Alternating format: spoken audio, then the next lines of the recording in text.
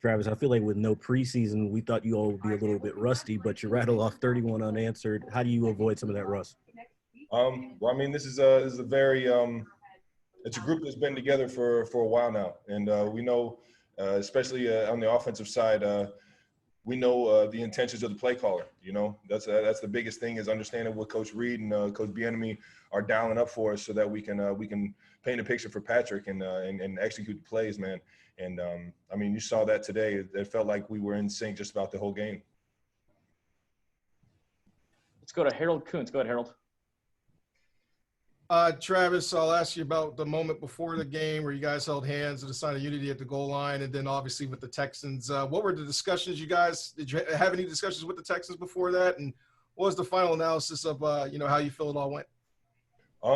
Well, I just I want to first off thank Clark Hunt and the organization, Kansas City organization, for allowing us and supporting us to do whatever we felt was the right thing to do.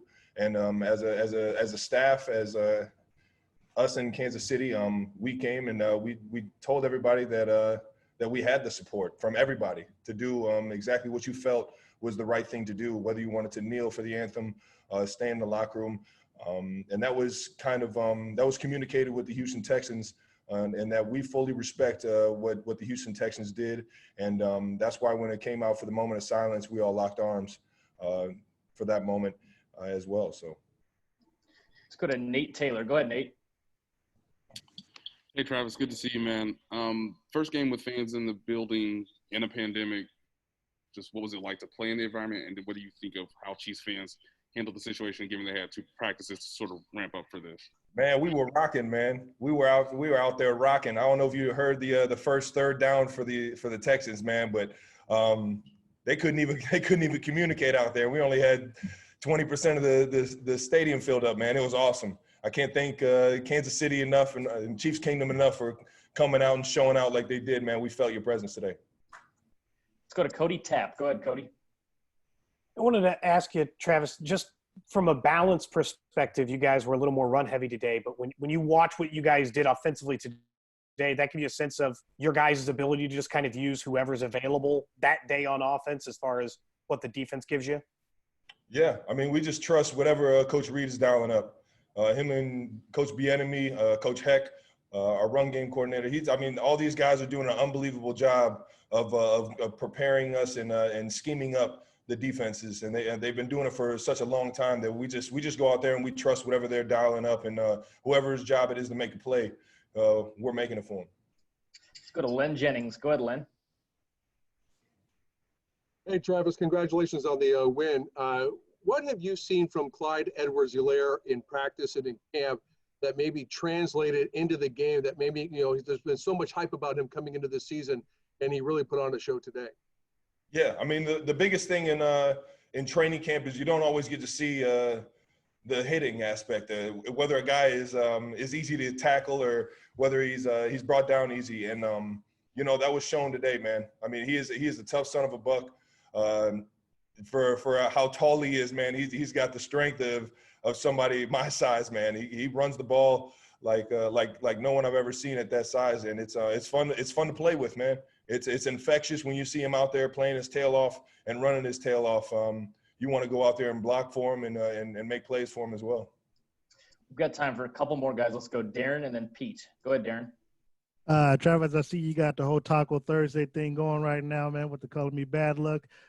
Quick, look, speaking about Clyde Edwards-Helaire, how would you compare this team, as balanced as they look in week number 1 compared to the 2018 team? Do you see this team as 2018 on steroids? And then also going back to the pregame stuff, did you all have any discussion on whether or not you were going to take a knee or not, or what was the discussion with you all locking arms versus taking a knee?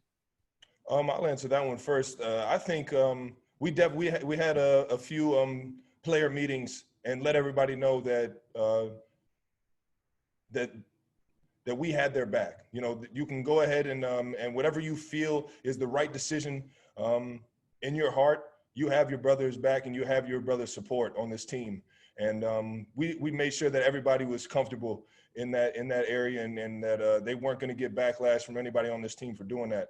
And I thought it was it was a great show of unity amongst both of us, the Chiefs and the Texans.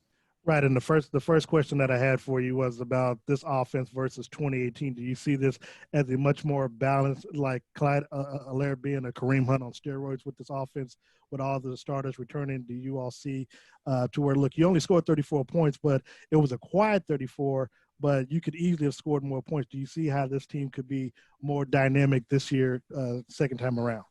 Yeah, I mean, well, first off, just to say that we got to finish strong and put even more points up on the board there in the fourth quarter. We had the opportunity, and we just got to execute. The defense played their tail off first through the fourth, man. They were out there flying around, rallying to the ball. It's just like controlled chaos out there. And you know what? It's fun to see that, man. It's infectious when all three sides of the ball, offense, defense, special teams, are playing together like that.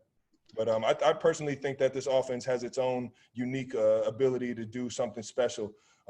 We just have a lot of guys that can do some special things with the ball in their hands. And of course, 1-5 is going to be back there doing his thing. So We'll go to Pete Sweeney for the last one. Go ahead, Pete. Hey, Travis, congratulations. It really seems like you and Pat, even without some of this offseason stuff, just have this chemistry together where you've mentioned in the past where you're thinking the same thing at the same time. Did you feel that again for a stretch? And what is it like to play with a quarterback that sort of knows where you're going at all times and can hit you in stride? Well, I mean, it's just a lot of work, man. It's a lot of time put in and a lot of reps put in during training camp and over the offseason. When no one's watching, man, it's not just myself. It's everybody. As you saw, Sammy Watkins had a day today. Tyreek made plays left and right. DeMarcus had a lot of opportunities, made some big plays for us as well. And it's just whoever's opportunity it is to make a play when the ball's in the air. You know what I mean? We're pretty confident that we got the guys to do that.